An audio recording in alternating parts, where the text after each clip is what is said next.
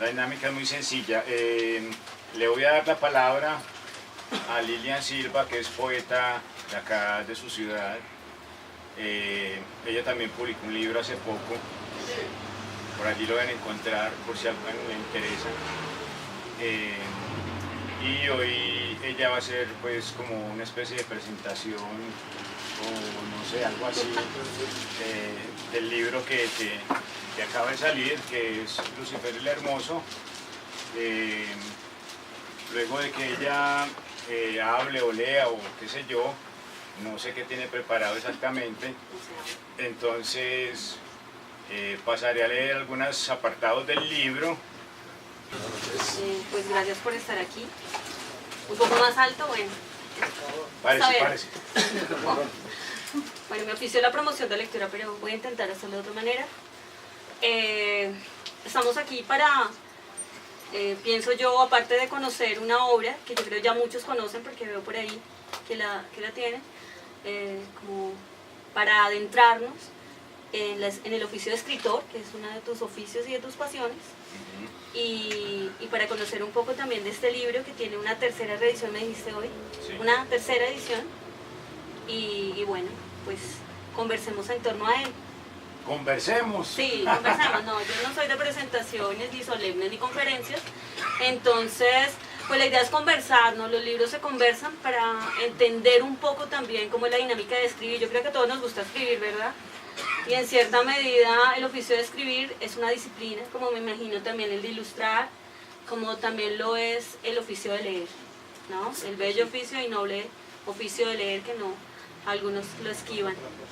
Hay algo que me parece muy interesante del libro, y yo creo un poco en las fechas y busco siempre adentrarme en esos orificios de la historia, y es que el libro tiene, digamos, es un libro que se publica en el 97. Sí. Julio del 97. Julio del 97. Algo que me parece interesante, bueno, Lucifer el Hermoso, que es el título de la obra que abre el libro, tiene una semejanza y una similitud y una comunicación también ideológica, pienso, y verbal, con un autor que me gusta mucho, que es Lautréamont, Isidore Ducas Lautréamont. Y en el año 1896-97 a 98, él escribe Los Cantos de Moldoror.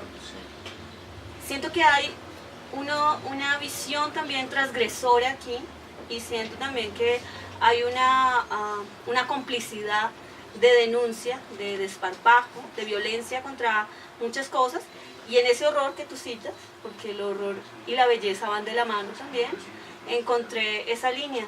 Realmente el asunto del título fue un poco posterior, o más o menos entre la escritura del texto, porque en principio el texto, pues si bien buscaba pues como una especie pues como de transgresión y de ruptura con cierto estatuto de la poesía, pues al menos en Medellín, aunque Raúl Henao, por ejemplo, ya había escrito El Partido del Diablo, y bueno, ya habían existido 2 o 3 nominaciones más o menos oscuras. El texto quería tener un personaje que realmente tuviera esa voz, que realmente tuviera esa intencionalidad que había en la escritura del mismo. Entonces había que optar por ese, ¿cierto? Había que optar por Lucifer y entre otras cosas porque en cierta medida el texto no fue prácticamente un anuncio, una revelación o qué sé yo, sino también como una intencionalidad. En la medida en que ese texto fructificó, habían ciertas frases, ciertas notas, ciertos esbozos, pero fructificó sobre todo porque en el momento en que ese texto fue escrito, o iba a ser escrito, en la Escuela Popular de Arte, una institución que tenía el municipio de Medellín, donde yo era profesor, iba a hacer unas fiestas y iban a versar sobre el Carnaval del Diablo, porque era una institución donde se trabajaba mucho, en casi todo su porcentaje, en muy alto porcentaje, el folclore nuestro, ¿cierto?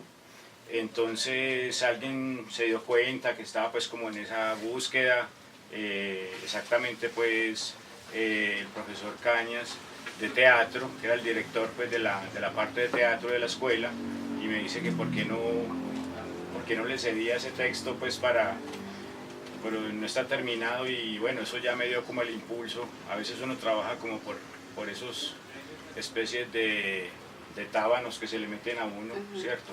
Sí. Y bueno, pues concluí el texto de esa manera. Lo que no pensé es que fuera a ser tan fuerte.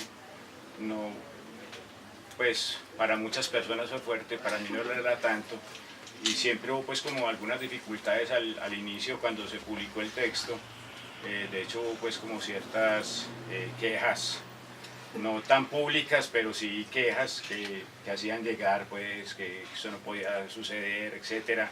El momento en que salió el libro, una anécdota, al momento en que salió el libro estaba de profesor no, pues una especie de tutor ahí en un seminario que hubo con unos sardinos, niños, estamos hablando de niños de 10 a 15 años más o menos, 12, 13, 15 años, y en ese momento salió el libro, y yo tenía unos libros guardados en el maletín en una de las sesiones con los muchachos, y uno de ellos lo miró y, uy, qué esto tan bacano, pues no sé si habrá sido la palabra, pero le gustó pues el título, ¿cierto? Y yo se lo regalo si quiere. Y entonces todos querían el libro, y entonces alcanzó para todos. Entonces alcanzó para todos, y después fue un tropel berraco y me echaron, bueno, otra no me volvieron a llamar, etcétera. Eso iba a ser un buen trabajo. A continuación seguimos trabajando y resulta que aquí cortamos el asunto.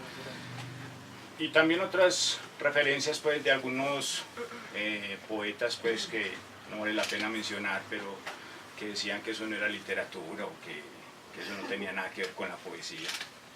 Pero en principio es eso. El asunto con Lautrémont sí no fue un asunto pues como consciente, aunque creo haber leído los cantos de Maldoror mucho antes, pero... Sí, porque eres muy buen lector, lo sé.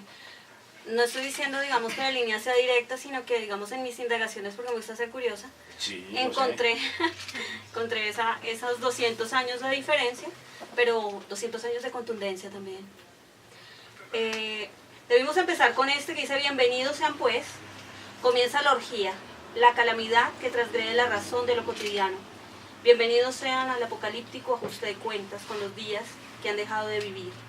Aquí todo será alivio calcinante, hielo conducido de la lengua al sexo que cubren sus culpas. No faltará quien se ahorque con su escapulario, quien incendie su ángel guardián con la antorcha de los desesperados. Las exigencias del impuro. Si yo pudiera expresar esta verdad con palabras, del mismo modo en que mi cuerpo la percibe. Pablo Montoya. Tú y yo estamos cosidos por la misma estrella. Vicente Huidobro. Vivir ahora es esperar a tus puertas, extrañar tu mirada en el cruel limbo que aumentas con tu silencio. No dejo de respirar el dulce aliento que sale de tu boca. Respirarte una y otra vez es lo que quiero. Veo tu belleza cada eternidad. El océano ruge en cada paso que te pronuncia. Nada conmigo, dame el envite de tus olas, mójame, desángrame y ahógame de nuevo en tu sexo. Tú, cráneo contra la lluvia, mujer amarilla, escúchame. Hace falta morir, hace falta estar muerto para amarte más y más, a ti, a quien llaman, quién sabe por qué, ciudad laberinto. Tú, beso donde caigo sin ti, te fuiste dejándome mudo. No obstante, he de empezar, puesto que nada se ha escrito. Quizá mi palabra sea impura, corta mi lengua si algo innecesario digo. Córtame la lengua si digo más de lo que urge, si hablo por hablar sin quemarme la lengua previamente con tu antorcha. Conoces mi herida, tuve hambre, hambre de la nada. Llegaste entonces y el mundo ya no fue solo cadáveres, azotes, hogueras, mas la nada es la roca de la que no hay retorno. la nada, que es una música de la que nadie debió salir. Oh estrella que será ojos, golpea los huesos de mi locura con tus manos cargadas de noche.